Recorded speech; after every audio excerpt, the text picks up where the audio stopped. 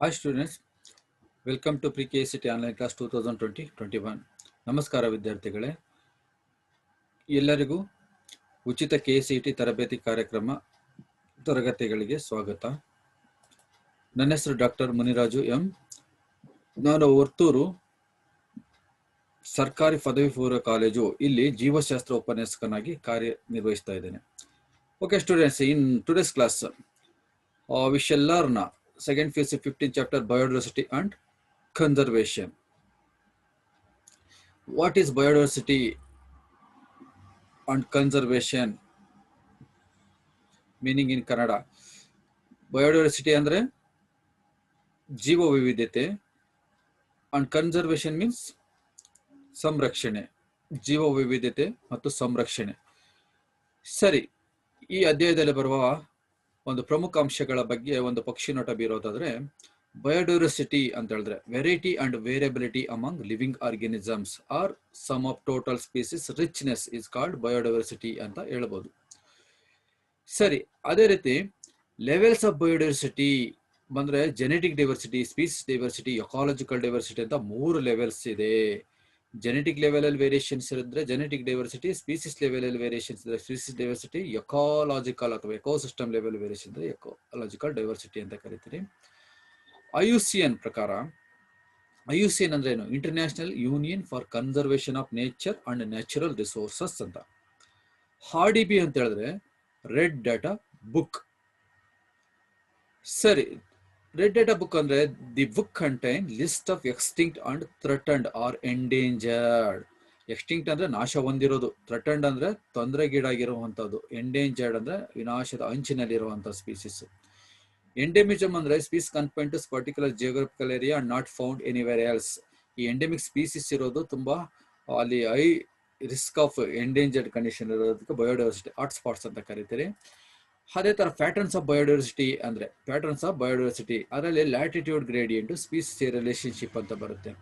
Latitude gradient ಅಲ್ಲಿ the diversity of plants and animals is not uniform throughout the world but shows a rather uneven distribution ಅಂತ. ಅಂದ್ರೆ ಈ ಒಂದು species, plant animal species through out the world map ಅಲ್ಲಿ ನೋಡಿ ಎಲ್ಲ ಕಡೆನೂ uniform ಆಗಿಲ್ಲ, ಅಂದ್ರೆ ಅನ್ಇವನ್ ಡಿಸ್ಟ್ರಿಬ್ಯೂಟ್ ಆಗಿದೆ ಅಂತ ಗೊತ್ತಾಗುತ್ತೆ ನಮ್ಗೆ. ಈ ಕಲರ್ ಬೇರೆ ಬೇರೆ ಕಲರ್ಸ್ ಅಲ್ಲಿ ತೋರಿಸಿರೋದು ಅಂದ್ರೆ ಬೇರೆ ವೇರಿಯೇಷನ್ಸ್ ಇದೆ ಸ್ಪೀಸಿಸ್ ಅಲ್ಲಿ, ಅಂದ್ರೆ ರಿಚ್ನೆಸ್ ಅಲ್ಲಿ ವೇರಿಯೇಷನ್ಸ್ ಇದೆ. Okay, in general species diversity decreases as we move away from equator towards poles. ಒಂದು ಈಕ್ವಟಾರ್ ರೀಜನ್ ಇಂದ ಪೋಲಾರ್ ರೀಜನ್ಸ್ಗೆ, ಸಮಭಾಜಕ ವೃತ್ತದಿಂದ ಒಂದು ಧ್ರುವಗಳ ಕಡೆ, ಉತ್ತರ ಧ್ರುವ ಅಥವಾ ದಕ್ಷಿಣ ಧ್ರುವ ಹೋದ್ರೆ ಏನಾಗುತ್ತೆ? ಡೈವರ್ಸಿಟಿ ಲೋ ಡೈವರ್ಸಿಟಿ ಆಗುತ್ತೆ. ಸರಿ, ಆಮೇಲೆ ನಾವು ಸ್ಪೀಸಿಯರ್ ರಿಲೇಶನ್ಶಿಪ್ ಅಲ್ಲಿ ಮೇನ್ ಏನ್ ತಿಳ್ಕೊಬೇಕಾಗುತ್ತೆ ಅಂತ ಹೇಳಿದ್ರೆ, ಇಲ್ಲಿ ಅಲೆಕ್ಸಾಂಡರ್ ವಾನ್ ಹುಂಬೋಲ್ಟ್ ಒಂದು ಎಕ್ಸ್ಪೆರಿಮೆಂಟ್ ಮಾಡ್ತಾರೆ. ಈ observe with in a region species richness increased with increasing explored area but only up to limit ಅಂತ ಹೇಳ್ತಾರೆ. ಓಕೆ, ಇನ್ಫ್ಯಾಕ್ಟ್ ಇಲ್ಲಿ ಹೆಂಗೆ ಅಂದ್ರೆ ನೋಡ್ರಿ, ಇಲ್ಲಿ ಒಂದು ಸ್ಪೀಸಿಸ್, ಒಂದು ಸ್ಮಾಲ್ ಏರಿಯಾ ಅನ್ಕೊಳ್ರಿ. ಸ್ಮಾಲ್ ಏರಿಯಾದಲ್ಲಿ ಇಲ್ಲಿ ಮೂರು ಇಂಡಿವಿಜುವಲ್ ಸ್ಪೀಸಿಸ್ ಇದೆ, ಆದ್ರೆ 2 ವೆರೈಟೀಸ್ ಇದೆ. ಇಲ್ಲಿ ಏರಿಯಾ ಇನ್ಕ್ರೀಸ್ ಮಾಡಿದ್ರೆ ನಂಬರ್ ಆಫ್ ಇಂಡಿವಿಜುವಲ್ಸ್ ಹೆಚ್ಚಾಗುತ್ತೆ, ಆ ವೆರೈಟೀಸ್ ಸಹ ಹೆಚ್ಚಾಗುತ್ತಾ ಹೋಗುತ್ತೆ, ಸ್ಪೀಸಿಸ್ ರಿಚ್ನೆಸ್.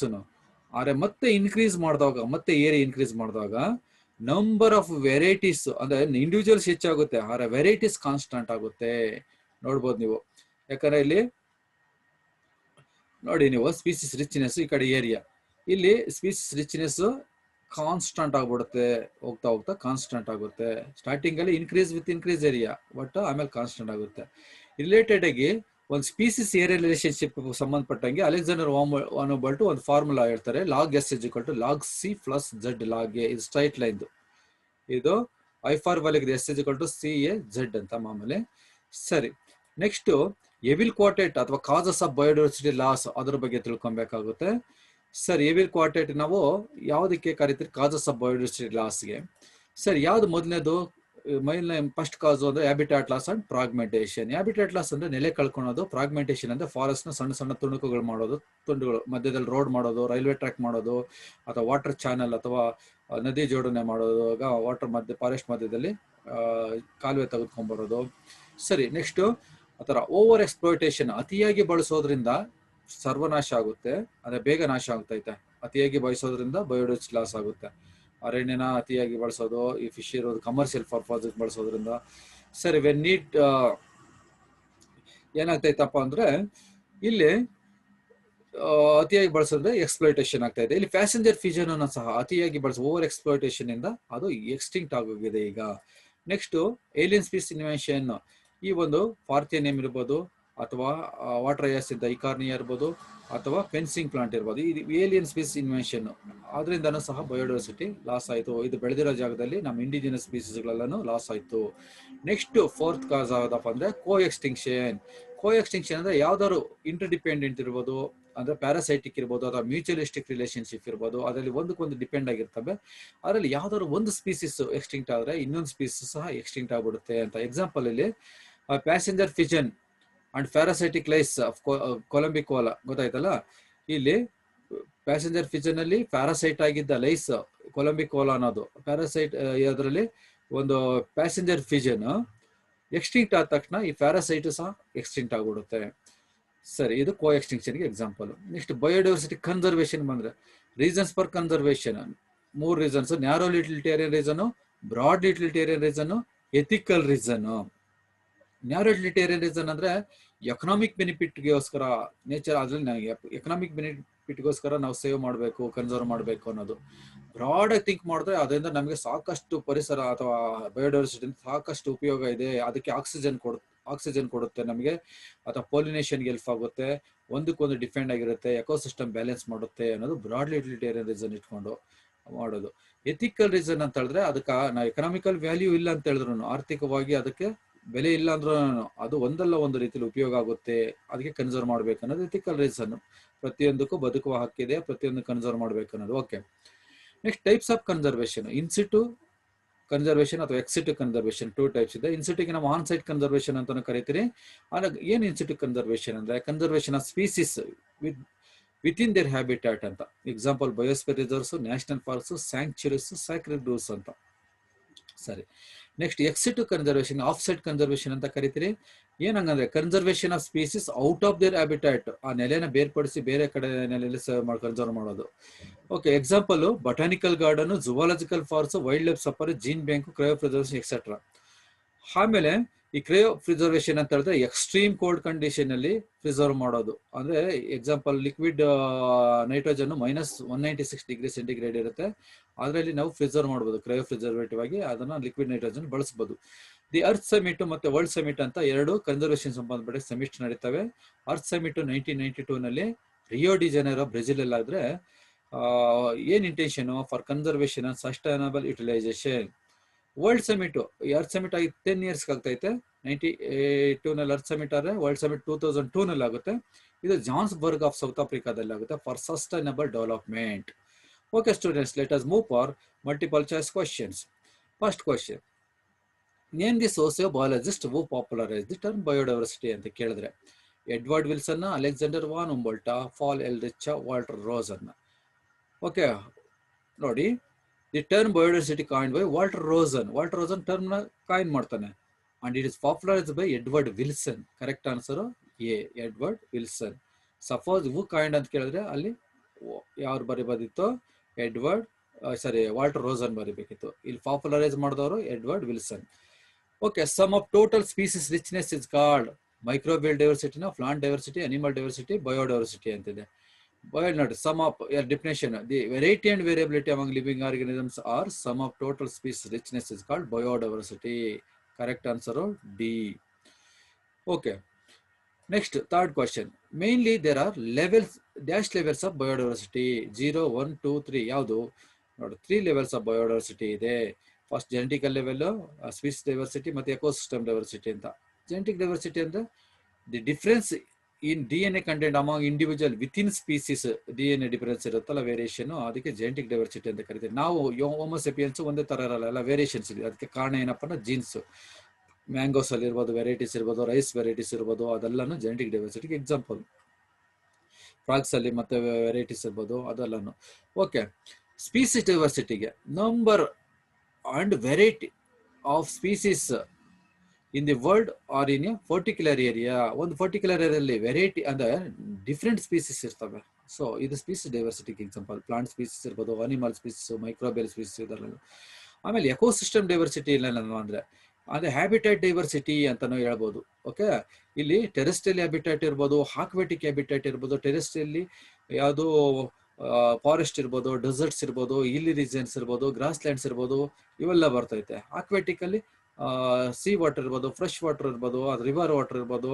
ಲೆಂಟಿಕ್, ಲೋಟಿಕ್ ಅಂತ ಕರಿತಾರೆ. ಲೆಂಟಿಕ್ ಅಂದ್ರೆ ನಿಂತಿರೋ ನೀರು, ಲೋಟಿಕ್ ಅಂತ ಹೇಳಿದ್ರೆ ಫ್ಲೋಯಿಂಗ್ ವಾಟರ್. ಓಕೆ, ಈ ತರ ವೇರಿಯೇಷನ್ಸ್ ಇರ್ತೈತೆ. ಸರಿ, ಫೋರ್ತ್ ಕ್ವಶನ್ ಕರೆಕ್ಟ್ ಆನ್ಸರ್. ಇಲ್ಲಿ 3 ಲೆವೆಲ್ಸ್ ಇದೆ. Mainly there are 3 levels of biodiversity. Okay, fourth question, match the following A and B. Okay, ಇಲ್ಲಿ ಬಯೋಡೈವರ್ಸಿಟಿ ನೋಡೋಣ ನಾವು. ಬಯೋಡೈವರ್ಸಿಟಿ ಅಂದ್ರೆ ಏನು? Totality of genes, species and ecosystem of a given region. ಅದು ಒಂದು S, correct, 1 S ಇದರೊಂದರಲ್ಲೇ ಇದೆ. ಎರಡನೇದು genetic diversity ಅಂತ ಹೇಳಿದ್ರೆ ಡೈವರ್ಸಿಟಿ ಇನ್ ಜೀನ್ಸ್ 2 ಡಿ ನಲ್ಲಿದೆ. ಮೂರನೇ ಸ್ಪೀಸಿಸ್ ಡೈವರ್ಸಿಟಿ ಅಂತ ಹೇಳಿದ್ರೆ ವೇರಿಯೇಷನ್ ಬಿಟ್ವೀನ್ ಸ್ಪೀಸೀಸ್, ಆರ್, ಮೂರನೇ 6 ಇದರಲ್ಲಿದೆ. ನಾಲ್ಕನೇದು ಎಕಾಲಜಿಕಲ್ ಡೈವರ್ಸಿಟಿ ಅಂತ ಹೇಳಿದ್ರೆ, ಎಕಾಲಜಿಕಲ್ ಡೈವರ್ಸಿಟಿ ಅಂತ ಹೇಳಿದ್ರೆ variation in habitats, Q, 4Q. Okay, correct answer D. Okay, fifth question, there are 50,000 types of rice and 1,000 varieties of mango. This statement refer to ಅಂತಿದೆ. ಸರಿ, ಯಾವುದು ಜೆನೆಟಿಕ್ ಡೈವರ್ಸಿಟಿನ, ಸ್ಪೀಸಿಸ್ ಡೈವರ್ಸಿಟಿನ, ecological ಡೈವರ್ಸಿಟಿನ, ಪ್ಲಾಂಟ್ ಡೈವರ್ಸಿಟಿ? ನೋಡ್ರಿ, 50,000 varieties of rice ಮತ್ತೆ varieties in mango, 1,000 varieties in mango ಅಂತ ಹೇಳಿದ್ರೆ ರೈಸ್ ಟೈಪ್ ಅನ್ನೋದು ಒಂದು ಸ್ಪೀಸಿಸ್. ಅದರಲ್ಲಿ ನಂಬರ್ ಆಫ್ ಟೈಪ್ಸ್ ರೈಸ್ ಇದೆ ಅಲ್ವಾ, ಅಂದ್ರೆ ಜೆನೆಟಿಕಲ್ ವೇರಿಯೇಷನ್ ಇಂದ ಆಗಿದೆ. ಮ್ಯಾಂಗೋಸ್ ಅಷ್ಟೇ, ಮ್ಯಾಂಜಿಫೆರಾ ಇಂಡಿಕಾ ಅನ್ನೋದು ಒಂದೇ ಸ್ಪೀಸಿಸ್, ಅದರಲ್ಲಿ ವೆರೈಟೀಸ್ ಇದೆ. ಮಲಗೋವಾ ಇರ್ಬೋದು, ತೋತಾಪುರಿ ಇರ್ಬೋದು, ಬೇಗಂಪಲ್ಲಿ ಇರ್ಬೋದು, ಓಕೆ, ಈ ತರ ಬಾದಾಮ್ ಇರ್ಬೋದು, ಈ ತರ ಬೇರೆ ಬೇರೆ ವೆರೈಟೀಸ್ ಇದೆ. ಸೊ ಇದು ಎಕ್ಸಾಂಪಲ್ಸ್ ಯಾವುದಕ್ಕೆ? Genetic diversity. ಈ ವೇರಿಯೇಷನ್ಗೆ ಏನು ಕಾರಣ? Genes. So correct answer A, genetic diversity. Next, sixth question, the Western Ghats have greater amphibian diversity than Eastern Ghats. This statement pertain to ಯಾವುದು? ವೆಸ್ಟರ್ನ್ ಘಾಟ್ಸ್ ಅಲ್ಲಿ ಅಂದ್ರೆ ಪೂರ್ವ ಘಟ್ಟಗಳು ಕಂಪೇರ್ ಮಾಡಿದ್ರೆ ಪಶ್ಚಿಮ ಘಟ್ಟಗಳಲ್ಲಿ ತುಂಬಾ ಆಂಫಿಬಿಯನ್ ಸ್ಪೀಸೀಸ್ ಅಲ್ಲಿ ಡೈವರ್ಸಿಟಿ ಇದೆ ಅಂತ ಅರ್ಥ. ಓಕೆ, ಸೊ ಆಂಫಿಬಿಯನ್ ಸ್ಪೀಸೀಸ್ ಅಲ್ಲಿ ಡೈವರ್ಸಿಟಿ, ಐಲಾ ಇರ್ಬೋದು, ರಾನಾ ಇರ್ಬೋದು, ಬುಪ್ಪೋ ಇರ್ಬೋದು, ಈ ತರ ಬೇರೆ ಬೇರೆ ಆಂಫಿಬಿಯನ್ಸ್ ಇದೆ. ಸೊ ಸರಿ, ಈ ಕರೆಕ್ಟ್ ಆನ್ಸರ್ ಯಾವ್ದಪ್ಪ ಅಂತ ಹೇಳಿದ್ರೆ ನಾವು ಇದಕ್ಕೆ species diversity.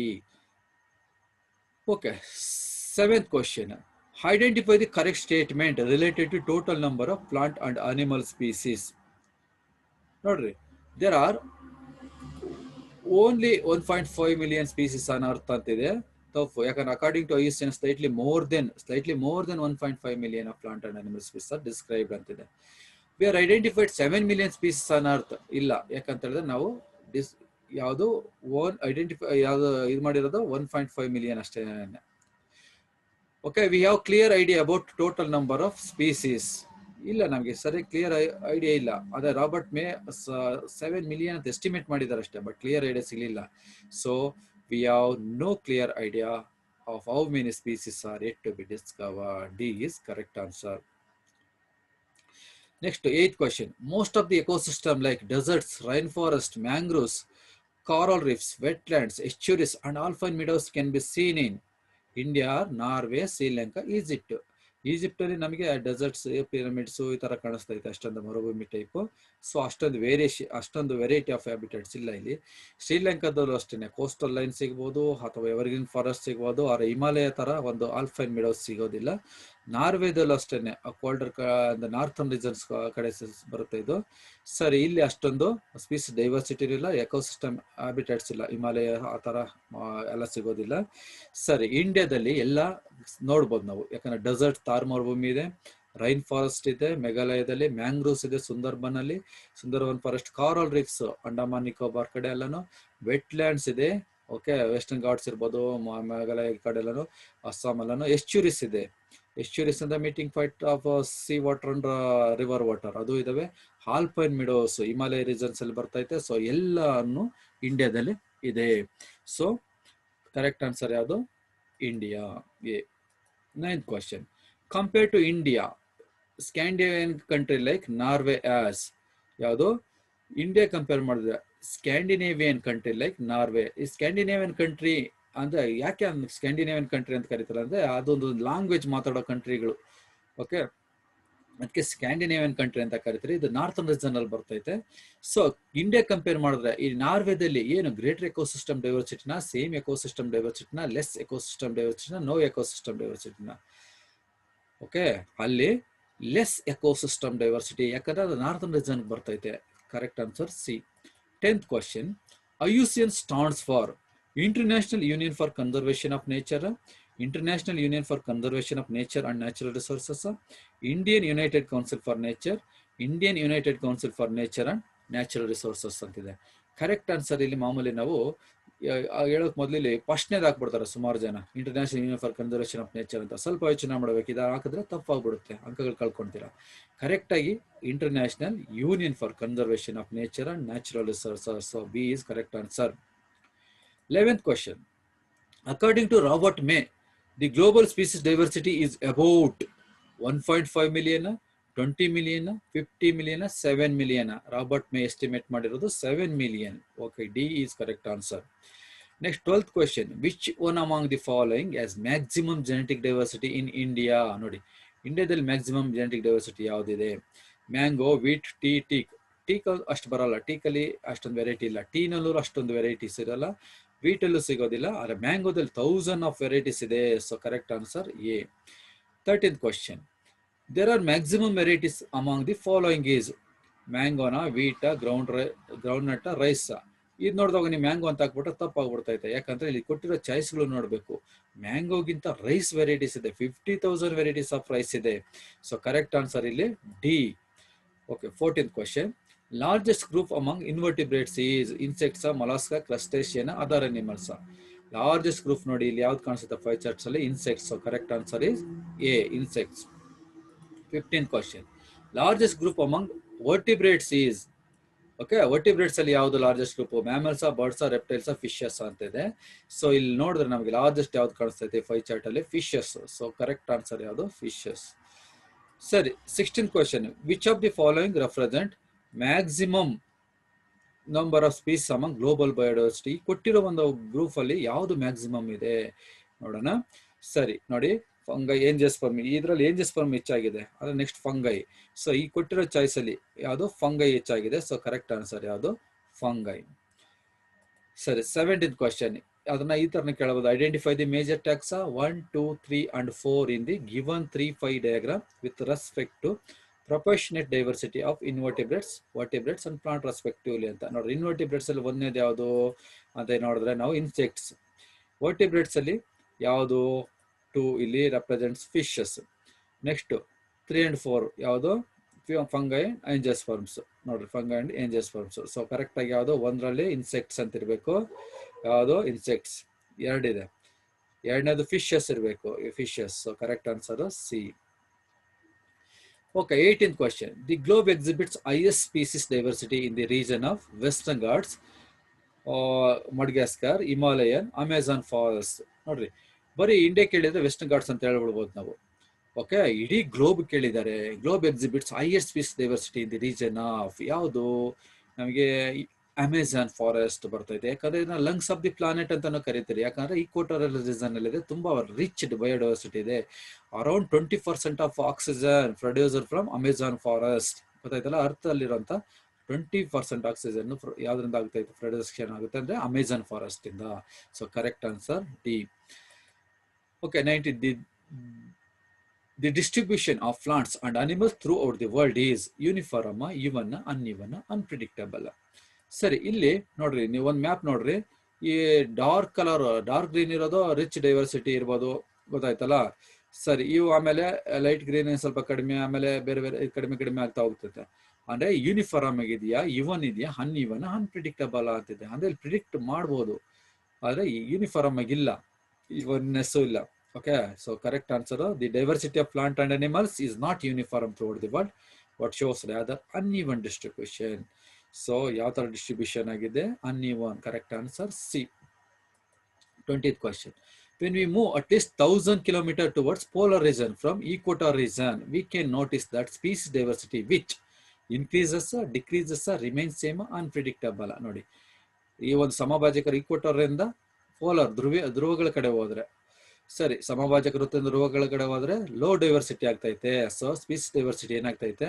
Decreases. 21st question. Assertion and reason question type question. Assertion. Colombia has nearly 1,400 species of birds, while New York has 105 species of birds, and Greenland has 56 species of birds. Sir, reason. Species diversity decreases as we move away from the equator towards the poles. ಇಲ್ಲಿ ಇದು assertion ಮತ್ತು reason correct ಆಗಿದೆಯಾ ತಪ್ಪಾ ಅಂತ ನೋಡಬೇಕು.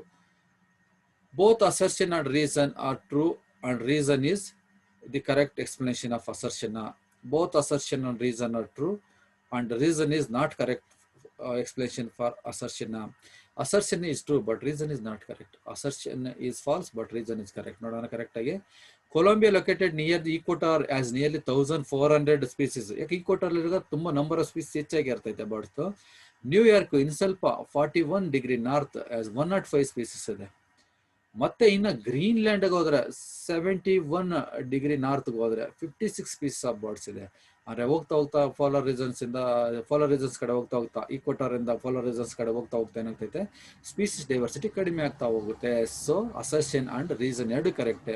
Both assertion and reason are true, and reason is the correct answer for explanation of assertion. A is correct answer. Okay, 22nd question.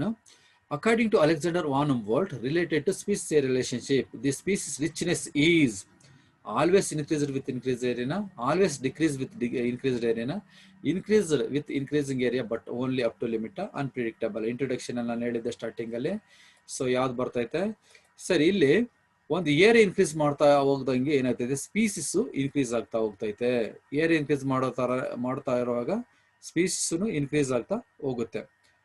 ಸರಿ, ಇಲ್ಲಿ ನೋಡಿ, first ಏರಿಯಾದಲ್ಲಿ ಎ ಬಿ ಸಿ 3 ಏರಿಯಾ ಇದೆ. Small area A ಅನ್ಕೊಳ್ಳಿ. ಆ ಏರಿಯಾದಲ್ಲಿ first ಏರಿಯಾದಲ್ಲಿ ಎಷ್ಟು ಸ್ಪೀಸಿಸ್ ಇದೆ ಅಂತ ನೋಡಿದ್ರೆ ನಾವು, ಸರಿ, ಸ್ಮಾಲ್ ಏರಿಯಾದಲ್ಲಿ ಫಸ್ಟ್ ಏರಿಯಾದಲ್ಲಿ ಎಷ್ಟು variety of species? Number of species 3 ಇದೆ, ಆದ್ರೆ ವೆರೈಟೀಸ್ ಬಂದು 2 ಇದೆ. S1 S2 ಅಷ್ಟೇನೆ.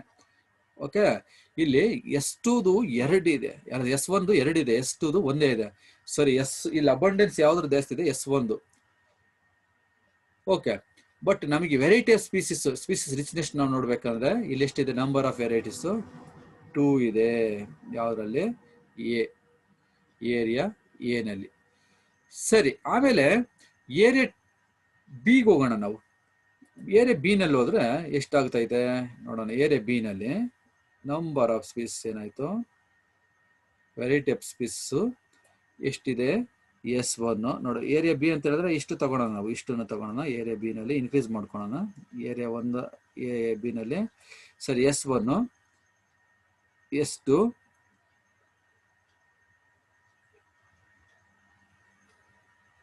ಮತ್ತೆ S3, S4 4 ಇದೆ. 4 ವೆರೈಟೀಸ್ ಇದೆ. ನೆಕ್ಸ್ಟ್ ಏರಿಯಾ ಸಿಗೆ ಹೋಗೋಣ. ಏರಿಯಾ ಸಿ ನಲ್ಲಿ ನಾವು ಮತ್ತೆ ಇಷ್ಟು ತಗೊಳೋಣ. ಏರಿಯಾ ಸಿ ಇನ್ಕ್ರೀಸ್ ಮಾಡೋಣ. ಅವಾಗ ಏನಾಗ್ತಪ್ಪ ಅಂತ ಹೇಳಿದ್ರೆ, ಏರಿಯಾ ಸಿ ನಲ್ಲಿ ಕಲರ್ ಚೇಂಜ್ ಮಾಡ್ಕೊಳ್ಳೋಣ ಒಂದ್ಸರಿ. ಸರಿ, ಏರಿಯಾ ಸಿ ನಲ್ಲಿ ಮಾಡಿದ್ರೆ ಇನ್ಕ್ರೀಸ್ ಮಾಡಿದ್ರೆ ಏರಿಯಾನ ಏನಾಯ್ತು? ಅಲ್ಲಿ ಎಷ್ಟು ವೆರೈಟಿ ಇದೆ? S1, S2, S3, S4. Total ಆಗಿ 4 ವೆರೈಟೀಸ್ ಇದೆ. ಅಂದ್ರೆ ನಮಗೇನು ಗೊತ್ತಾಗ್ತೈತೆ? Increased with increasing area, but only up to limit. ನೋಡಿ, ಗ್ರಾಫ್ ಹಾಕಿದ್ರೆ ನಾವು ಏರಿಯಾ 1 ಮತ್ತೆ 2 ನಲ್ಲಿ, ಇಲ್ಲಿ ಫಸ್ಟ್ ಏರಿಯಾ 1 ನಲ್ಲಿ 2, 3, ಇಲ್ಲಿ ಸ್ಪೀಸಿಸ್ 1, 2, 3, 4, 5, 6 ಅನ್ಕೊಳ್ಳಿ. 1, 2, 3, 4. ಓಕೆ, 4. ಇದು ಏರಿಯಾ 1 ಅಥವಾ ಎ, ಇದು ಬಿ, ಇದು ಸಿ. ಇಲ್ಲಿ ಎ ನಲ್ಲಿ ಎಷ್ಟಿತ್ತು? ನಮಗೆ 2 ಇತ್ತು. ಸರಿ, ಬಿ ನಲ್ಲಿ ಎಷ್ಟಿತ್ತು? 4 ಇತ್ತು. ಸಿ ನಲ್ಲಿ ಎಷ್ಟಿತ್ತು? ಮತ್ತೆ ಅಲ್ಲಿ 4 ಇತ್ತು. ಅಂದ್ರೆ ಅಲ್ಲಿ ಏನ್ ಬರ್ತೈತೆ ಗ್ರಾಫ್ ನಾವು ಹೇಳಿದಾಗ? Increase area but up to limit. Next ಏರಿಯಾಗೆ ಜಂಪ್ ಆದ್ರೆ ಸ್ಪೀಸಿಸ್ ರಿಚ್ನೆಸ್ ಕಾನ್ಸ್ಟಂಟ್ ಆಗುತ್ತೆ. ಇದು ಹೈಪರ್ಬೋಲಾ, ರೆಕ್ಟಾಂಗ್ಯುಲರ್ ಹೈಪರ್ಬೋಲಾ ಬರ್ತೈತೆ. ಸೊ ಕರೆಕ್ಟ್ ಆನ್ಸರ್ ಯಾವ್ದು ಇದಕ್ಕೆ? ಸಿ ಕರೆಕ್ಟ್ ಆನ್ಸರ್ ಆಗುತ್ತೆ. ಸರಿ, ಸಿ ಕರೆಕ್ಟ್ ಆನ್ಸರ್ ಆಗುತ್ತೆ. ಸೊ ಯಾವುದು? Increased with increasing area but only up to limit ಅಂತ. So correct answer C. ಸರಿ, next 23rd question. The equation log s is equal to log c plus z log a of Alexander von Humboldt related to species area relationship. S stands for, ನೋಡ್ರಿ, species richness, slope of the line, regression coefficient, area. S species richness ನೋಡ್ರಿ, S stands for species richness. A is correct answer. Suppose A stands for ಅಂದ್ರೆ area ಅಂತ ಬರೀಬೇಕು. ಆಮೇಲೆ Z stands for ಅಂದ್ರೆ slope of the line ಅಥವಾ regression coefficient. C stands for ಅಂದ್ರೆ y intercept. ಇಲ್ಲಿ ಕೇಳಿರೋದು ನಮಗೆ S stands for species richness is correct answer. 24th question. The species relationship is represented by the equation. ಯಾವ equation? Species log S is equal to log C plus Z log A na dn by dt is equal to Rn na p square plus 2pq plus q square is equal to 1 na dn by dt is equal to Rn minus k minus n. ನೋಡ್ರಿ, ಇದು dn by dt ಯಾವುದು? Rn minus k minus n by k ಅಂದ್ರೆ logistic growth curve.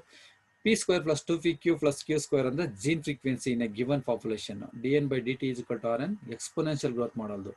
log s is equal to log c plus z log a ಅನ್ನೋದು ಸ್ಪೀಸಿಯಸ್ relationship. So ಇಲ್ಲಿ ಏನು ಕೇಳಿದ್ರೆ ಸ್ಪೀಸಿಯಸ್ ರಿಲೇಶನ್ಶಿಪ್ಗೆ equation ಯಾವುದು ಸಂಬಂಧಪಟ್ಟಿದೆ ಅಂದ್ರೆ log s is equal to log c plus z log a. So correct answer A. 25th question. The graph of species area relationship is actually plotted between. Graph for species area relationship ಯಾವ್ದ್ರ ಮಧ್ಯೆ plot ಮಾಡ್ತಾರೆ? Species and ಏರಿಯಾನ, species diversity and ಏರಿಯಾನ, species richness and ಏರಿಯಾನ, only species? ನೋಡ್ರಿ, graph species richness ಮತ್ತೆ area. So C is correct answer. Okay, 26th question. Z value for frugivorous animals for the entire continent is 0.1 0.2 0.6 1.15. ನೋಡ್ರಿ, Z value small ಏರಿಯಾಗೆ ನೋಡಿದ್ರೆ ನಾವು 0.1 to 0.2 small area ಕೇಳಿದ್ರೆ, large area ಅಥವಾ entire continent ಕೇಳಿದ್ರೆ ಇಲ್ಲಿ ಯಾವುದು ಕೇಳಿದ್ರೆ 0.6 to 1.2. ಆದ್ರೆ ಫ್ರುಗಿವರಸ್ ಅನಿಮಲ್ಸ್ ಅಥವಾ ಬರ್ಡ್ಸ್ ಕೇಳಿದವಾಗ ಏನಾಯ್ತು? ಫ್ರುಗಿವರಸ್ ಅಂದ್ರೆ ಫ್ರೂಟ್ ಈಟಿಂಗ್ ಬರ್ಡ್ಸ್ ಅಥವಾ ಅನಿಮಲ್ಸ್, ಇವು ಕೇಳಿದ್ರೆ 1.15. So correct answer is 1.15. 27th question. If log a is equal to 8, z is equal to 0.6 and log c is equal to 1.6, then log s is equal to what? ಅಂದ್ರೆ find the value of log S by using species area relationship formula ಕೊಟ್ಟಿದ್ದಾರೆ. Log S is equal to formula ಹಾಕೊಳ್ಳಿ. Okay, ಯಾವ್ಯಾವ್ದು value ಅಲ್ಲಿರುತ್ತೆ? Log C ಇದು 1.6, Z ಲಾಗ್ದು ಝೆಡ್ದು 0.6, log ಎದು 8. So total ಮಾಡಿ ಎಲ್ಲ add ಮಾಡಿ. ಓಕೆ, ಟೋಟಲ್ ಬಂದ್ಬಿಟ್ಟು 6.4 ಬರುತ್ತೆ. So correct answer is A year. 28th question. The term evil quartet related with the major causes of. Evil quartet ಅಂದ ತಕ್ಷಣ ನಮಗೆ ಇಲ್ಲಿ ಜ್ಞಾಪಕ ಬರಬೇಕು ಬಯೋಡೈವರ್ಸಿಟಿ ಲಾಸ್ಗೆ ಅಥವಾ ಬಯೋಡೈವರ್ಸಿಟಿ ಲಾಸ್ಗೆ main causes for evil quartet ಯಾವುದು? ಬಯೋಡೈವರ್ಸಿಟಿ ಲಾಸ್ ಇದೆಯಾ ಕರೆಕ್ಟಾಗಿ? So C is correct answer. ಸರಿ, C is correct answer. 29th question. The Nile perch introduced into Lake Victoria in East Africa led eventually to extinction of an ecologically unique assemblage of more than 200 species of cichlid fish in the lake is an example for. ನೋಡಿ, ಸಿಕ್ಲಿಡ್ fish loss ಆಯಿತು. ಯಾವುದೋ ಒಂದು Nile ಫರ್ಚ್ನ East ಆಫ್ರಿಕಾದಲ್ಲಿ Victoria lake East ಆಫ್ರಿಕಾದಲ್ಲಿ ಅಲ್ಲಿ introduce ಮಾಡ್ತಾರೆ. So ಅಲ್ಲಿದ್ದಂಥ ಸುಮಾರು 200 species ಸಿಕ್ಲಿಡ್ fish ನಾಶ ಆಯಿತು. ಇದು ಯಾವುದಕ್ಕೆ ಎಕ್ಸಾಂಪಲು? Alien species invention, coextension, habitat loss and fragmentation, over exploitation. ಸರಿ, ಇದು ಮೈನ್ ಯಾವುದಕ್ಕೆ ಕಾರಣ ಆಗ್ತಾ ಇತ್ತು ಅಂತ ಹೇಳಿದ್ರೆ ಏಲಿಯನ್ ಸ್ಪೀಸಿಸ್ ಇನ್ವೆನ್ಷನ್. ಯಾಕಂದ್ರೆ ಈ ಸ್ಪೀಸಿಸ್ ಅಲ್ಲಿಗೆ ಇನ್ವೆನ್ಷನ್ ಆದವಾಗ ಅಲ್ಲಿದ್ದಂಥ ಒಂದು ಲೋಕಲ್ ಸ್ಪೀಷಸ್ 200 ಸ್ಪೀಸ್ ಸಿಕ್ಲಿಡ್ ಫಿಶ್ಗಳು ನಾಶ ಆಯಿತು, ಎಕ್ಸ್ಟಿಂಕ್ಟ್ ಆದವು ಅಂತ. So correct answer alien species invention. 30th question. Introduction of Nile perch into Lake Victoria in East Africa led extinction of more than 200 species of ಯಾವ fish? African cattle fish, cichlid fish, Icania, what rice ಅಂತ. Previous question ಅಲ್ಲಿ ನಾವು ಹೇಳಿದ್ರೆ ಯಾವ fish ಅದು extinct ಆಗಿದ್ದು? Cichlid fish. Okay, correct answer is B. 31st question. Bees and plants exhibit in mutualistic relationship in nature. Which among the following term describes the situation with respect to Abel quadrant? ನೋಡ್ರಿ, ಆ 4 evil ಕ್ವಾಡ್ರೇಟ್ ಅಲ್ಲಿ ಈ ಒಂದು ಮ್ಯೂಚುವಲಿಸ್ಟಿಕ್ relationship ಯಾವುದಕ್ಕೆ example ಆಗುತ್ತೆ ನೋಡಿ? Fragmentation ಆಗಲ್ಲ, ಯಾಕಂದ್ರೆ ಫಾರೆಸ್ಟ್ ಫ್ರಾಗ್ಮೆಂಟ್ಸ್ ಆಗ್ತಾ ಇಲ್ಲ ಇಲ್ಲಿ. ಏಲಿಯನ್ ಸ್ಪೀಸ್ ಇನ್ವೆನ್ಷನ್ ಅದು ಆಗ್ತಾ ಇಲ್ಲ, ಏಲಿಯನ್ ಸ್ಪೀಸ್ ಇನ್ವೆನ್ಷನ್ಗೂ ಎಕ್ಸಾಂಪಲ್ ಅಲ್ಲ ಇದು. ಕೋ ಎಕ್ಸ್ಟಿಂಕ್ಷನ್, ಓಕೆ, ಓವರ್ ಎಕ್ಸ್ಪ್ಲೈಟೇಷನ್ ಇಲ್ಲ, ಓವರ್ ಎಕ್ಸ್ಪ್ಲೈಟ್ ಆಗ್ತಾ ಇಲ್ಲ. ಕೋ ಎಕ್ಸ್ಟಿಂಕ್ಷನ್ ಅಂದ್ರೆ ಇಂಟರ್ ಡಿಪೆಂಡೆಂಟ್ ಸ್ಪೀಸಿಸ್, ಒಂದು ಎಕ್ಸ್ಟಿಂಕ್ಟ್ ಆದ್ರೆ ಇನ್ನೊಂದು ಎಕ್ಸ್ಟಿಂಕ್ಟ್ ಆಗುತ್ತೆ ಅಂತ. ಇದು ಪಾಲಿನೇಟರ್ಸ್ ಮತ್ತೆ ಇದು ಮ್ಯೂಚುಯಾಲಿಟಿಕ್ ರಿಲೇಶನ್ಶಿಪ್ ಇರ್ತೈತೆ. ಸೊ ಇದ್ರಲ್ಲಿ ಒಂದು ಎಕ್ಸ್ಟಿಂಕ್ಟ್ ಆದ್ರೆ ಇನ್ನೊಂದು ಎಕ್ಸ್ಟಿಂಕ್ಟ್ ಆಗುತ್ತೆ. ಸೊ ಇದು ಕೋ ಎಕ್ಸ್ಟಿಂಕ್ಷನ್ಗೆ example. Correct answer C. 32nd question. The species confined to a particular region and not found elsewhere. It is termed as endemic species, rare species, keystone species, alien species. Alien species ಅಂದ್ರೆ ಅನ್ಯ ಗ್ರಹ ಅಥವಾ ಅನ್ಯ ದೇಶದ ಜೀವಿಗಳು ಅಂತ. Keystone species ಅಂತ ಹೇಳಿದ್ರೆ ಪ್ರಮುಖವಾದ ಒಂದು ಎಕೋಸಿಸ್ಟಮ್ ಪ್ರಮುಖವಾದ ಸ್ಪೀಸಿಸ್. ರೇರ್ ಸ್ಪೀಸಿಸ್ ಅಂತ ಹೇಳಿದ್ರೆ ಇದು ಕಡಿಮೆ ಕಾಣಿಸ್ತೈತೆ, ಬಟ್ ಅದೇನು ಎಂಡೇಂಜರ್ಡ್ ಕಂಡೀಷನ್ ಇಲ್ಲ, ಎಲ್ಲರೂ ಕಡಿಮೆ ಇದೆ ಅವೈಲಬಿಲಿಟಿ. ಸೊ ಇದು ಎಂಡೇಂಜರ್ಡ್ ಅಲ್ಲ. ಸೊ ಎಂಡೆಮಿಕ್ ಸ್ಪೀಸಿಸ್ ಅಂದ್ರೆ species confined to particular geographical area. So correct ಆಗಿ ಸ್ಪೀಸಿಸ್ ಎಂಡೆಮಿಕ್ ಸ್ಪೀಸಿಸ್. ಸರಿ, next lion tailed macaque is example for endemic species, rare species, keystone species, alien species. ನೋಡ್ರಿ, lion tailed macaque endemic to southern India. They found only on hills and mountains of Western Ghats. So it is example for endemic species. So ಇದು ಈ lion tailed macaque ಇದು endemic. Okay, Gangetic ಯಾವ್ದೋ dolphin ಇರ್ಬೋದು, ಇವೆಲ್ಲನು ಈ endemic ಸ್ಪೀಸಿಸ್ಗೆ example. ಸರಿ, ಇದು ಕರೆಕ್ಟ್ ಆನ್ಸರ್ ಯಾವುದು? Endemic species. Lion tailed macaque is example for endemic species.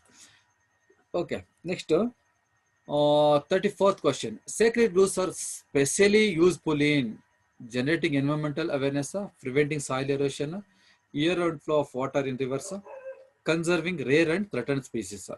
ನೋಡ್ರಿ, ಎಲ್ಲ ಆನ್ಸರ್ಸ್ ಕರೆಕ್ಟ್ ಅನ್ಸುತ್ತೆ, ಆದರೆ ಕರೆಕ್ಟ್ ಆಗಿ ನಾವು ಮೋಸ್ಟ್ ಸೂಟಬಲ್ ಆಗಿದೆ conserving rare and threatened species. Sacred groves ಯಾವ್ದಕ್ಕೆ ಮಾಡ್ತಾರೆ? ರೇರ್ ಅಂಡ್ ಥ್ರೆಟನ್ಡ್ ಸ್ಪೀಸಿಸ್ನ ಕನ್ಸರ್ವ್ ಮಾಡೋದಕ್ಕೆ.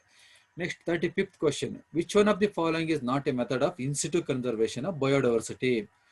Sacred groves, biosphere reserve, wildlife sanctuary, botanical garden. Sacred groves in situ, biosphere reserve in situ, wildlife sanctuary in situ, botanical garden ex situ. So D na ಹೊರಗಡೆ ಹಾಕೋಣ, ಇದನ್ನ ತೆಗೆಯೋಣ. Okay, 36th question. Identify the correct combination in which both pairs are correctly matched. ಯಾವ both pairs correct ಆಗಿ match ಆಗಿದೆ ಅದನ್ನ identify ಮಾಡಬೇಕಾಗುತ್ತೆ ನಾವು. In situ conservation seed bank wrong, ಯಾಕಂದ್ರೆ ಸೀಡ್ ಬ್ಯಾಂಕು ಎಕ್ಸಿಟು ಕನ್ಸರ್ವೇಷನ್. ಸರಿ, ಆಮೇಲೆ ಈ ಕಲರ್ ರೆಡ್ ಹಾಕೋಣ. ಸರಿ, ಎಕ್ಸಿಟು ಕನ್ಸರ್ವೇಷನ್ ನ್ಯಾಷನಲ್ ಪಾರ್ಕ್ ಅಂತಿದೆ, ಅದು ರಾಂಗ್, ಯಾಕಂದ್ರೆ national park in situ conservation. In situ conservation tissue culture ಅಂತಿದೆ, ಅದು ರಾಂಗ್, ಯಾಕಂದ್ರೆ ಟಿಶ್ಯೂ ಕಲ್ಚರ್ ಎಕ್ಸಿಟು. ಸರಿ, ಎಕ್ಸಿಟು ಕನ್ಸರ್ವೇಷನ್ ಸೇಕ್ರೆಡ್ ಗ್ರೂ ಅಂತಿದೆ, ಅದು ರಾಂಗ್, ಯಾಕಂದ್ರೆ sacred grove is in situ conservation method. In situ conservation national park, yes right. Ex situ conservation botanical garden, yes right. In situ conservation cryopreservation, wrong, cryopreservation ex situ conservation. Ex situ conservation wildlife sanctuary, okay, ಇದು wrong, ಯಾಕಂದ್ರೆ wildlife sanctuary is in situ conservation. So ಇಲ್ಲಿ ನಾವು ಎರಡು correct ಆಗಿರೋದು ಯಾವ್ದಪ್ಪ ಅಂತ ಹೇಳಿದ್ರೆ C ನಲ್ಲಿ ಎರಡು ಕರೆಕ್ಟ್ ಆಗಿದೆ. ಸಿ ನಲ್ಲಿ ಎರಡು ಕರೆಕ್ಟ್ ಆಗಿರೋದ್ರಿಂದ ನಾವು ಯಾವ್ದು ಕರೆಕ್ಟ್ ಆನ್ಸರ್ ಚೂಸ್ ಮಾಡ್ಬೇಕಿಲ್ಲಿ? C is correct answer. 37th. Which one of the following is related to ex-situ conservation of threatened animals and plants? ನೋಡಿ, biodiversity hotspots, Amazon rain forest, Himalayan reason, wild life safari parks. ಈ threatened species ಅಂದ್ರೆ ತುಂಬಾ danger ಇರೋ animals ನ ತಗೊಂಡ್ಬಂದು ಒಂದು wild life ಸಫಾರಿಸ್ ನಲ್ಲಿ preserve ಮಾಡ್ತಾರೆ. ಸೊ ಇನ್ನೆಲ್ಲ ಇನ್ಸಿಟು ನಲ್ಲಿ ಇಲ್ಲ, ಅದು wild life safari is correct answer. D is correct answer. 38th question. All of the following are included in ex-situ conservation except, ನೋಡಿ ಎಲ್ಲಾನು ಎಕ್ಸಿಟು ಅಂತ, ಒಂದು ಇನ್ಸಿಟು, ಅದು ಇನ್ಸಿಟುನ ತೆಗಿಬೇಕು ಹೊರಗಡೆ ನಾವು ಗ್ರೂಪ್ ಇಂದ. ಸರಿ, ಇಲ್ಲಿ wild life safari parks ex situ, sacred groves in situ, botanical garden ex situ, seed bank ex situ. So correct answer ಇನ್ಸಿಟುದು ಯಾವುದು? Sacred groves, B is correct answer. 39th question. Most important causes for animals and plants being driven to extinction. Habitat loss and fragmentation, coextinction, over exploitation, alien species invention. ನೋಡ್ರಿ, ತುಂಬಾ ಪ್ರಮುಖವಾದ ಕಾರಣ ಯಾವುದು ನಾಶ ಹೊಂದೋದಕ್ಕೆ ಅಂತ ಹೇಳಿದ್ರೆ ಹ್ಯಾಬಿಟ್ಯಾಟ್ ಲಾಸ್ ಅಂಡ್ ಫ್ರಾಗ್ಮೆಂಟೇಷನ್. ಒಂದು ಅರಣ್ಯನ fragments ಮಾಡೋದು ಮತ್ತೆ ನೆಲೆನ ಕಳ್ಕೊಳೋದು. ಓಕೆ, ಹ್ಯಾಬಿಟ್ಯಾಟ್ ಲಾಸ್, ನೆಲೆ ಕಳ್ಕೊಳೋದು ಜೀವಿಗಳು, ಮತ್ತೆ ಫ್ರಾಗ್ಮೆಂಟೇಷನ್ ಆಗೋದ್ರಿಂದ. A is correct answer. 40th question. Correct pair of exotic species which introduced in India. ನೋಡ್ರಿ ಲ್ಯಾಂಟನ ಕ್ಯಾಮ್ರಾ ವಾಟರ್ ಹಯಸಿಂತ ಪ್ರೊಸೋಫಿಸ್ ಸಿನೇರಿಯನ ನೈಲ್ ಫಾರ್ಚ್ ಫೈಕಸ್ ರಿಲಿಜಿಯೋಸ ಲ್ಯಾಂಟನ ಕ್ಯಾಮ್ರಾನ. ಈ ಫೈಕಸ್ ರಿಲಿಜಿಯೋಸ ಇಂಡಿಜಿನಿಯಸ್ ಇವೆರಡು ಬರಲ್ಲ. ನೆಕ್ಸ್ಟ್ ವಾಟರ್ ಹಯಸಿಂತ ಯಾವುದು ಎಕ್ಸಾಟಿಕ್ ಬೇರೆ ದೇಶದಿಂದ ಬಂದಿರೋದು, ಬಟ್ ಪ್ರೊಸೋಫಿಸ್ ಸಿನೇರಿಯಾ ಬರಲ್ಲ. ಸೊ ಲ್ಯಾಂಟನ ಕ್ಯಾಮ್ರಾ ಮತ್ತೆ ವಾಟರ್ ಹಯಸಿಂತ್, ಸೊ ಇವೆರಡು exotic species. So correct answer A. 41st question. Which one of the following area in India is hotspots of biodiversity? ನೋಡ್ರಿ ಯಾವ್ದು ಇಂಡಿಯಾದಲ್ಲಿ ಹಾಟ್ಸ್ಪಾಟ್ ಆಫ್ ಬಯೋಡೈವರ್ಸಿಟಿ? ಈಸ್ಟರ್ನ್ ಘಾಟ್ಸಾ, ಗ್ಯಾಂಜೆಟಿಕ್ ಪ್ಲೇನ್, ಸುಂದರ್ಬನ್, ವೆಸ್ಟರ್ನ್ ಘಾಟ್ಸಾ? ನೋಡ್ರಿ ನಮ್ಗೆ ಇಂಡಿಯಾದಲ್ಲಿ ಬಂದ್ರೆ ದಿ ಹಿಮಾಲಯ ರೀಸನ್, ಆಮೇಲೆ ಇಂಡೋ ಬರ್ಮಾ ರೀಸನ್, ಮತ್ತೆ ವೆಸ್ಟರ್ನ್ ಘಾಟ್ ರೀಸನ್, ಮತ್ತೆ ಸುಂಡರ್ಲ್ಯಾಂಡ್ ಅಂತ 4 ಬರ್ತೈತೆ. ಸುಂಡರ್ಲ್ಯಾಂಡ್ ಅನ್ನೋದು ನಿಕೋಬಾರ್ ಐಲ್ಯಾಂಡ್ಸ್ ಅಲ್ಲಿ ಬರ್ತೈತೆ. ಈ 4 ಬಯೋಡೈವರ್ಸಿಟಿ ಹಾಟ್ಸ್ಪಾಟ್ಸ್ ಇದೆ. ಓಕೆ, ವಿತ್ ಇನ್ ಲ್ಯಾಂಡ್ ಏರಿಯಾದಲ್ಲಿ ಬಂದ್ರೆ ನಾವು 3 ಹಿಮಾಲಯ, ಬರ್ಮಾ, ಇಂಡೋ ಬರ್ಮಾ ಮತ್ತೆ ವೆಸ್ಟರ್ನ್ ಘಾಟ್ಸ್ ಬರ್ತೈತೆ. ಸೊ ಈಸ್ಟರ್ನ್ ಘಾಟ್ಸ್ ಇಲ್ಲ, ಗ್ಯಾಂಜೆಟಿಕ್ ಪ್ಲೇನ್ ಇಲ್ಲ, ಸುಂದರ್ಬನ್ಸ್ ಇಲ್ಲ. Western Ghats correct answer. So correct answer D. ನೋಡಿ ಸುಂಡರ್ಲ್ಯಾಂಡ್ ಬೇರೆ, ಸುಂದರ್ಬನ್ಸ್ ಬೇರೆ. ಸುಂದರ್ಬನ್ಸ್ ಬಂದ್ಬಿಟ್ಟು ಬಂಗಾಳ ಕೊಲ್ಲಿ ಹತ್ರ ಬರ್ತೈತೆ. ಸುಂಡರ್ಲ್ಯಾಂಡ್ ಬಂದ್ಬಿಟ್ಟು ನಿಕೋಬಾರ್ ಐಲ್ಯಾಂಡ್ ಅಲ್ಲಿ ಬರ್ತೈತೆ. ಸೊ ಇಲ್ಲಿ which one of the following area in India hotspots of biodiversity ಅಂತ ಕೇಳಿದ್ರಲ್ಲ. ಸೊ ಇಲ್ಲಿ ವೆಸ್ಟರ್ನ್ ಘಾಟ್ಸ್ ಅಂತ correct answer. Okay, 42nd question. Choose the correct one which not observed in biodiversity hotspots. ನೋಡ್ರಿ lesser interspecific competition, species richness, endemism, accelerated species loss. Okay, biodiversity hotspots ಅಲ್ಲಿ accelerated species loss ಇದೆ, ಯಾಕಂದ್ರೆ ಅಲ್ಲಿ endemic ಇದೆ. Endemic species ತುಂಬಾ ಇದಾವೆ, species richness ಇದೆ. So competition ಹೆಚ್ಚಾಗಬೇಕು, ಬಟ್ ಇಲ್ಲಿ ಕಡಿಮೆ ಅಂತಿದೆ, ಲೆಸ್ಸರ್ ಇಂಟರ್ಸ್ಪೆಸಿಫಿಕ್ ಕಾಂಪಿಟೇಷನ್ ಅಂತ. ಸೊ ಇದು ರಾಂಗ್ ಆನ್ಸರ್. ಓಕೆ, ಸರಿ, ಎ ನಾವು ಚೂಸ್ ಮಾಡ್ಬೇಕು ಇಲ್ಲಿ. 43rd question. The largest tiger reserve in India. Okay, ವಾಲ್ಮೀಕಿನ, ನಾಗಾರ್ಜುನ ಸಾಗರ್, ಶ್ರೀಶೈಲಂ, ಪೆರಿಯಾರ, ನಾಗರಹೊಳೆನ. ಸರಿ ನೋಡಿ, Nagarjuna Sagar Srisailam tiger reserve largest tiger reserve in India, 3728 square kilometre ಇದೆ. So correct answer B, Nagarjuna Sagar Srisailam. 44th question. Highest number of tiger present in India in the state of Madhya Pradesh, ಕರ್ನಾಟಕನ, ಮಹಾರಾಷ್ಟ್ರನ, ಉತ್ತರ ಪ್ರದೇಶ? ಸರಿ, ಯಾವ್ದಪ್ಪ ಅಂತ ನೋಡಿದ್ರೆ ನಾವು ಇಲ್ಲಿ Madhya Pradesh has highest number of tigers are 526. Next Karnataka 524 ಇದೆ. ಸರಿ, ಸೆಕೆಂಡ್ ಅಂತ ಕೇಳಿದ್ರೆ ಕರ್ನಾಟಕ, ಇಲ್ಲಿ ಫಸ್ಟ್ ಕೇಳಿದ್ದಾರೆ highest Madhya Pradesh. 45th question. The Red Data book is published by IUCN, UNEFA, World Wide, WWF, GEF. GEF ಅಂದ್ರೆ ಗ್ಲೋಬಲ್ ಎನ್ವೈರನ್ಮೆಂಟಲ್ ಫೆಸಿಲಿಟಿ ಅಂತ, ವರ್ಲ್ಡ್ ವೈಲ್ಡ್ ಲೈಫ್ ಫಂಡ್ ಅಂತ, WWF ಅಂದ್ರೆ, ಯುನೆಫ್ ಅಂದ್ರೆ ಯುನೈಟೆಡ್ ನೇಷನ್ಸ್ ಎನ್ವೈರನ್ಮೆಂಟಲ್ ಪ್ರೋಗ್ರಾಮ್ ಅಂತ, IUCN ಅಂದ್ರೆ international union for conservation of nature and natural resources. So ಇದು red data book ನ publish ಮಾಡೋದು IUCN. 46th question. A species facing extremely high risk of extinction in the immediate future is called ಯಾವುದು? Vulnerable, endemic, critically endangered, ಎಕ್ಸ್ಟಿಂಕ್ಟಾ? Vulnerable ಅಂದ್ರೆ species facing high risk of extinction ಅಷ್ಟೇ. Endemic ಅಂದ್ರೆ species confined to specific geographical area ಅಂತ already ಗೊತ್ತು ನಿಮಗೆ. Critically endangered ಅಂದ್ರೆ species facing extremely high risk of extinction, ಅದು ಕ್ರಿಟಿಕಲಿ ಎಂಡೇಂಜರ್ಡ್ ಅಂತ. ಎಕ್ಸ್ಟಿಂಕ್ಟ್ ಅಂದ್ರೆ species already disappeared and not alive ಅಂದ್ರೆ ಅರ್ಥ ಅಂತ. ಸೊ ಇಲ್ಲಿ ಎಕ್ಸ್ಟಿಂಕ್ಷನ್ ಇನ್ ಇಮಿಡಿಯೇಟ್ ಫ್ಯೂಚರ್ ಅಂದ್ರೆ extremely high risk of extinction ಅಲ್ವಾ. So critically endangered correct. C is correct answer. 47th question. The Red Data book included list of all economically important plants whose products are in international trade, extinct and endangered species, marine vertebrates only na. ಸರಿ, ಇವಾದು ಬರಲ್ಲ, ಯಾಕಂದ್ರೆ red data book ಅಲ್ಲಿ extinct and endangered species ಅಂತ ಹೇಳಿದೆ. C is correct answer. 48th question. Identify the group which contain highest number of endangered species among vertebrates. ನೋಡಿ, mammals, fishes, reptiles, birds ಅಂತ ನೋಡಿದ್ರೆ according to IUCN 2004 ಪ್ರಕಾರ 12% of birds, 23% of mammals, 32% of amphibian, 31% of gymnosperms endangered list ಅಲ್ಲಿ ಇದೆ ಅಂತ ಹೇಳಿದ್ದಾರೆ. Okay, ಇಲ್ಲಿ gymnosperm vertebrate ಬರಲ್ಲ. ಓಕೆ, ವರ್ಟಿಬ್ರೇಟ್ಸ್ ಅಲ್ಲಿ ಆಂಫಿಬಿಯನ್ಸ್ ಹೈಯೆಸ್ಟ್ ಇದೆ, ಬಟ್ ಆಂಫಿಬಿಯನ್ ಈ ಲಿಸ್ಟ್ ಅಲ್ಲಿ ಇಲ್ಲ, ಈ ಚಾಯ್ಸ್ ಇಲ್ಲಿ.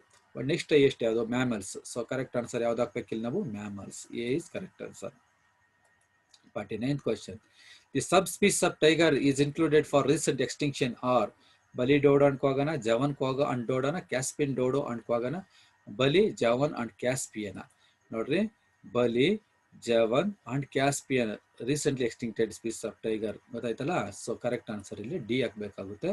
Next 50th question, identify the extinct species is wrongly matched with the country. ಯಾವುದು ರಾಂಗ್ ಮ್ಯಾಚ್ ಆಗಿದೆ ನೋಡಿಕೊಳ್ಳಿ.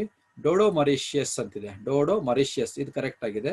ಕ್ವಾಗಾ ಆಫ್ರಿಕಾ ಅಂತಿದೆ, next quagga Africa South Africa yes correct ಆಗಿದೆ. ಥೈಲಸಿನ್ ಆಸ್ಟ್ರೇಲಿಯಾ, ಥೈಲಸಿನ್ ಆಸ್ಟ್ರೇಲಿಯಾನು ಕರೆಕ್ಟ್ ಆಗಿದೆ.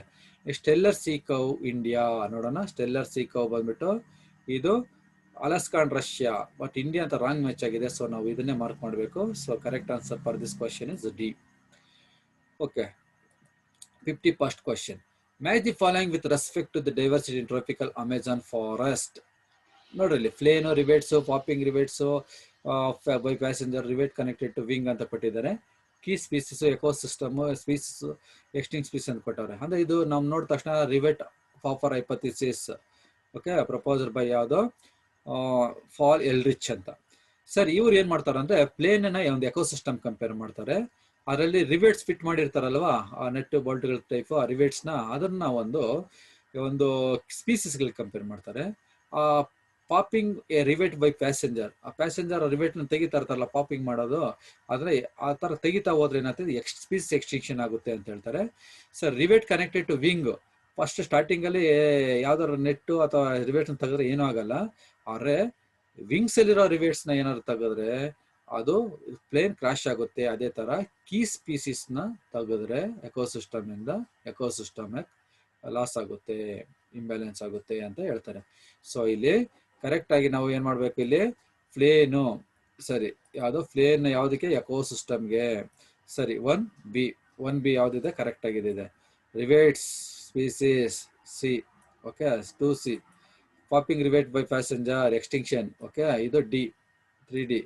ಆಮೇಲೆ rivets connected to wing, keystone species, ಗೊತ್ತಾಯ್ತಲ್ಲ, keystone species. ಸರಿ, ಅದು A, C is correct answer. ಇಲ್ಲಿ ಸಿ ಕರೆಕ್ಟ್ ಆನ್ಸರ್ ಆಗುತ್ತೆ. So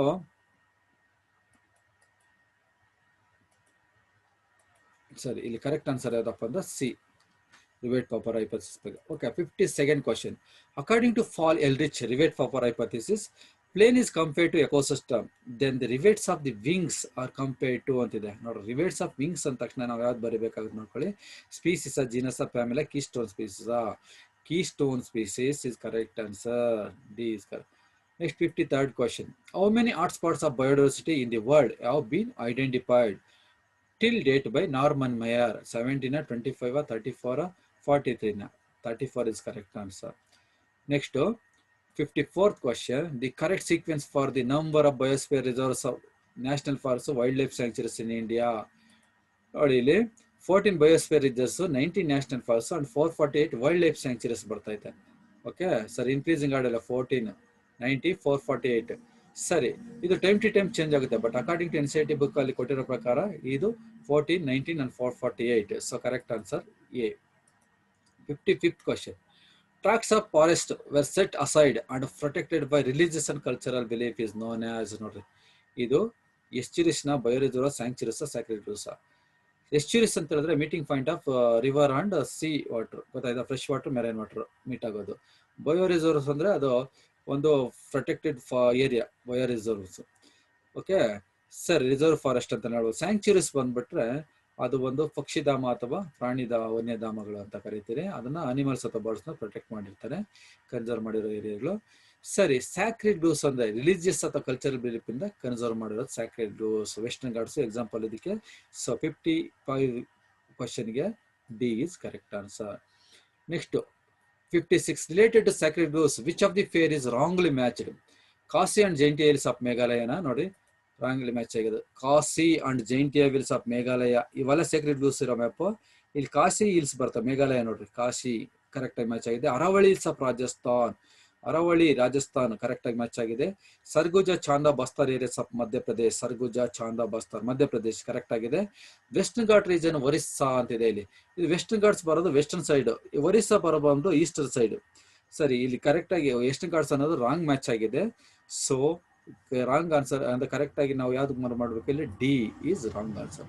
so 57th question.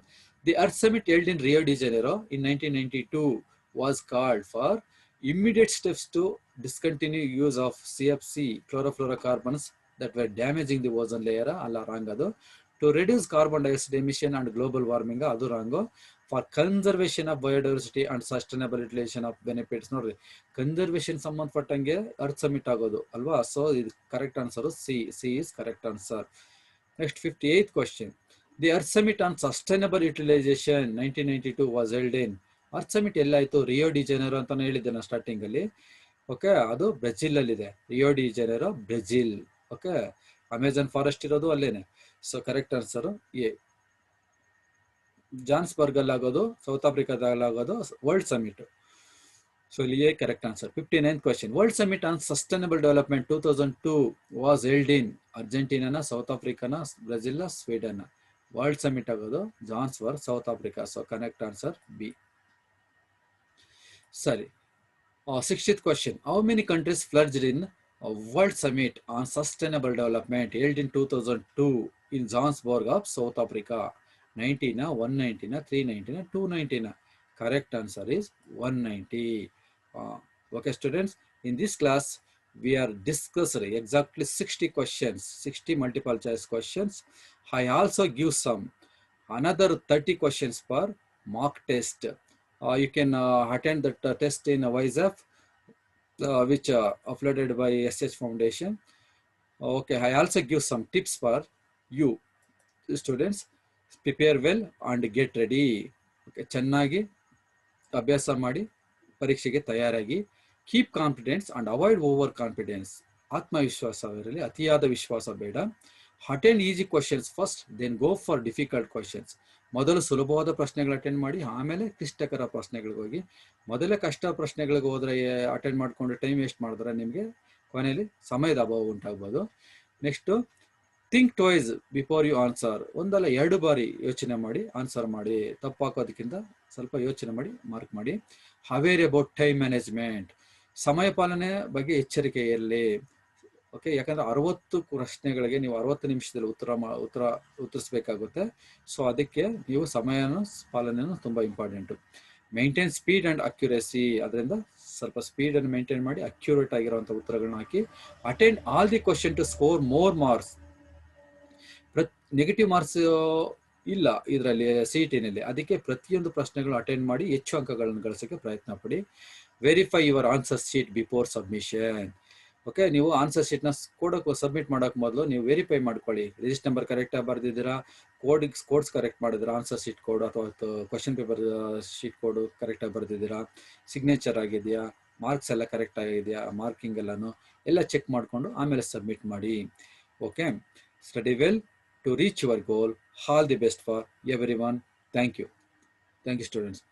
ಅದೇ ರೀತಿ ಈ ಕಾರ್ಯಕ್ರಮಕ್ಕೆ ಈ ಒಂದು ಪ್ಯಾಂಡಮಿಕ್ ಸಿಚುಯೇಷನ್ ಅಲ್ಲಿ ಈ ಕಾರ್ಯಕ್ರಮವನ್ನು ಮಾಡೋದಕ್ಕೆ ಕೋಆಪರೇಟ್ ಮಾಡಿದಂತ ನಮ್ಮ ಇಲಾಖೆಯ ಮುಖ್ಯಸ್ಥರಾದ ಸ್ನೇಹಲ್ ಮೇಡಮ್ಗೆ, ಈ ಒಂದು SH ಫೌಂಡೇಶನ್ ಇಂದ ಈ ಕಾರ್ಯಕ್ರಮ ಹಮ್ಮಿಕೊಂಡಿದ್ದಾರೆ ಅದರ ರೂವಾರಿಗಳಾದ ಮಹಾಂತೇಶ್ ಅವರಿಗೆ, ಮತ್ತೆ ಇದನ್ನ ಮುಂದುವರಿಸ್ತಿರುವಂತಹ ಗಣಾಚಾರ್ಯ ಸರ್, ಆಮೇಲೆ ಈ ಒಂದು ಟೀಮಲ್ಲಿ ಕೆಲಸ ಮಾಡೋ ಕೃಷ್ಣ ಚೈತನ್ಯ ಸರ್ ಇರ್ಬೋದು, ಉದಯ್ ಸರ್ ಇರ್ಬೋದು, ತೋರ್ಗಲ್ ಸರ್, ಮತ್ತೆ ನನಗೆ ಈ ಅವಕಾಶ ಕೊಟ್ಟಂತ ಜಿಯಾವುಲ್ಲಾ ಖಾನ್ ಸರ್ ಇರ್ಬೋದು, ರವೀಂದ್ರನಾಥ್ ಸರ್, ಮತ್ತೆ ನನಗೆ ಈ ಒಂದು ಪ್ರಶ್ನೆ ಪತ್ರಿಕೆ ಈ ಪ್ರಶ್ನೆಗಳನ್ನ ಸಿದ್ಧಪಡಿಸೋದಕ್ಕೂ ಸಹಾಯ ಮಾಡಿದ ಸಿದ್ಧಲಿಂಗಮೂರ್ತಿ ಸರ್, ಮತ್ತೆ ನನಗೆ ಪ್ರತಿಯೊಂದು ಹೆಜ್ಜೆಯಲ್ಲಿ ಸಹಾಯ ಮಾಡ್ತಾರೆ ದಿವಾಕರ್ ಸರ್, ಮತ್ತೆ ಎಲ್ಲ ನನ್ನ ಸ್ನೇಹಿತ ಉಪನ್ಯಾಸಕ ಬಂಧು ಬಳಗಗಳಿಗೆ ಧನ್ಯವಾದಗಳು.